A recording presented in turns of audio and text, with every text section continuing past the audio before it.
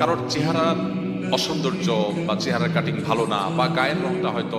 শ্যামলা বা কালো, এই কারণে কাউকে যদি তাচ্ছিল্য করা হয়, তাকে যদি অপমানকর কথা বলা হয়, মন খারাপ হওয়ার মতো কথা বলা হয়, সেটা যদি খোদ বাবা মাও বলেন, তাহলে এই বাবা মা আল্লাহর কাছে পাপিষ্ঠ এবং অপরাধী হিসাবে বিবেচিত হবেন এবং কিয়ামতের ময়দানে বিচার হবে। কারোর চেহারার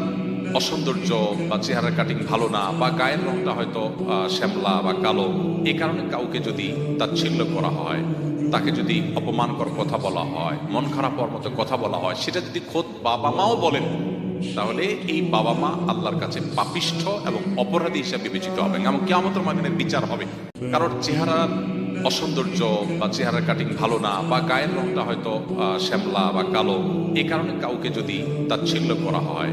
তাকে যদি অপমানকর কথা বলা হয়, মন খারাপ হওয়ার মতো কথা বলা হয়, সেটা যদি খোদ বাবা মাও বলেন, তাহলে এই বাবা মা আল্লাহর কাছে পাপিষ্ঠ